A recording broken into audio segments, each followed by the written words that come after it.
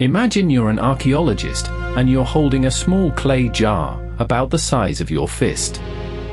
It's old, around 2,000 years old, and at first glance, it is deeply unremarkable. A little pot. The kind of thing you'd find by the hundreds at any ancient site. But then you look inside, and something stops you. Because inside this simple jar is a cylinder made of copper. And inside that copper cylinder is a rod made of iron. And the whole assembly is sealed at the top with ancient asphalt, like a stopper, holding everything precisely in place. Now, if you're an archaeologist, you might think, interesting container. But if you happen to know anything about electricity, a very different, very unsettling thought crosses your mind. Because a copper cylinder, and an iron rod, and a sealed jar to hold an acidic liquid is not a random assortment of parts. It is, almost exactly, the recipe for a simple battery. A device to generate electric current. And this jar was made nearly 2,000 years ago, around 18 centuries before the man we credit with inventing the battery was even born. This object is real. You can see examples of this kind of artifact in museum collections. And it has ignited one of the most fascinating arguments in all of archaeology, a debate that sits right on the knife's edge between ancient people were far cleverer than we give them credit for, and we are far too eager to see ourselves in the past. So let's take this jar apart, piece by piece, and figure out what we're really looking at. The story begins near Baghdad, in the first half of the 20th century. A number of these curious objects came to light, clay jars, each containing that same strange internal structure, a rolled copper sheet formed into a cylinder, an iron rod suspended down its center, and bitumen, natural asphalt, sealing it all together. The artifacts were associated with the Parthian and Sasanian periods, cultures that flourished in the region roughly 2,000 years ago. This was no primitive backwater.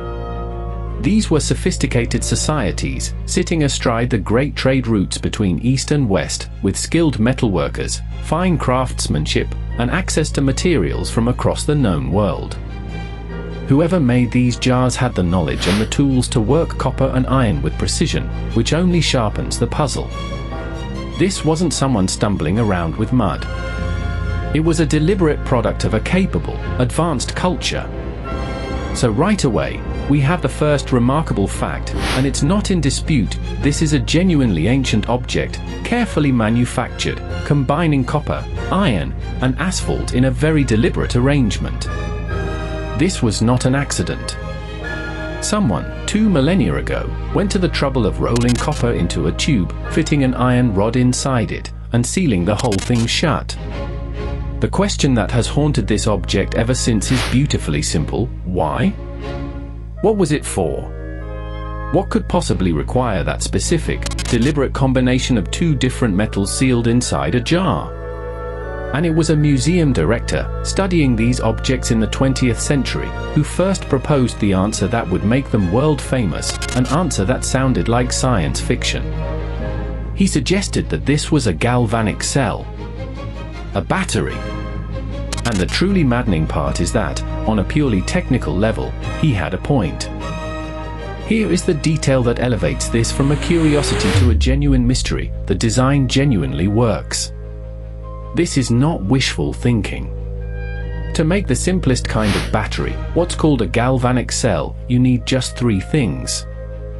You need 2 different metals, which act as your 2 electrodes. And you need an electrolyte, an acidic or salty liquid that lets a chemical reaction flow between them, pushing a current. Now look again at the jar. Copper cylinder, that's metal number 1. Iron rod, metal number 2. 2 different metals, held apart, not touching. And the sealed jar? A perfect vessel to hold a liquid.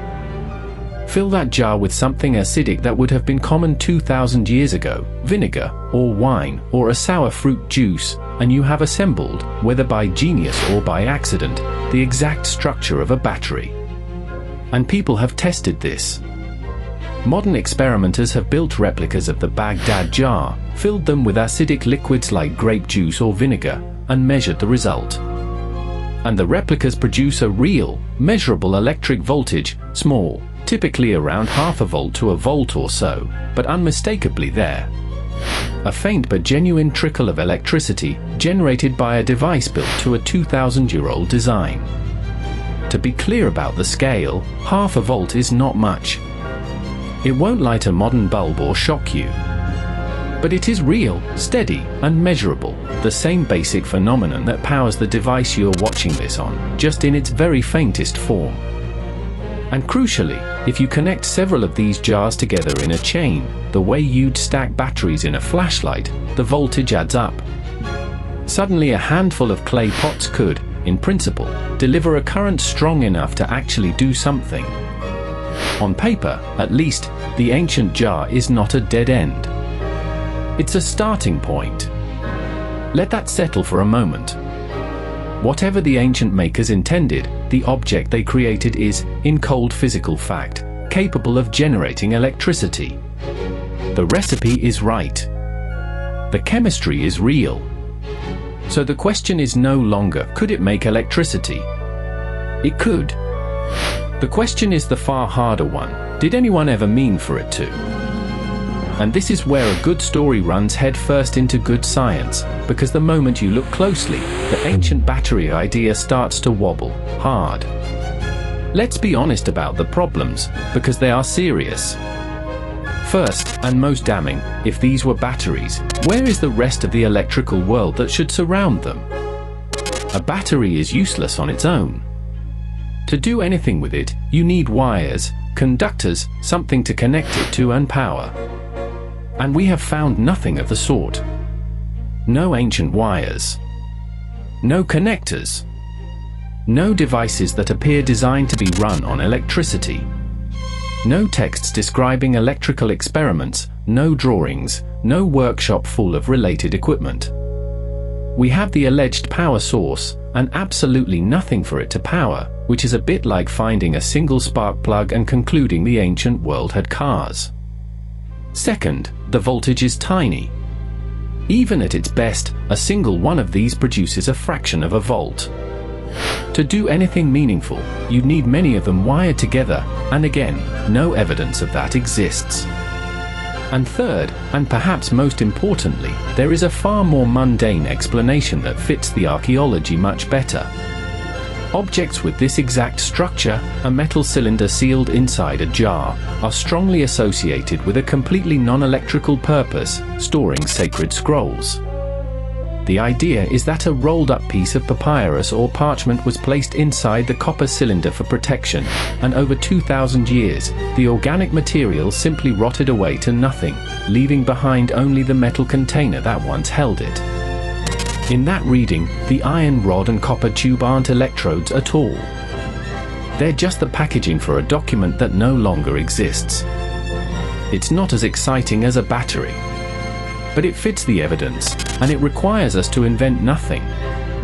And that is the quiet discipline at the heart of archaeology. When a plain explanation and a spectacular one both fit the same object, the plain one usually wins, not because the past was boring, but because extraordinary claims demand extraordinary evidence, and a rotted-away scroll is simply far more likely than a forgotten branch of ancient science. But the battery idea never quite dies, and there's one specific version of it that keeps the flame alive, because it would explain a real, practical use.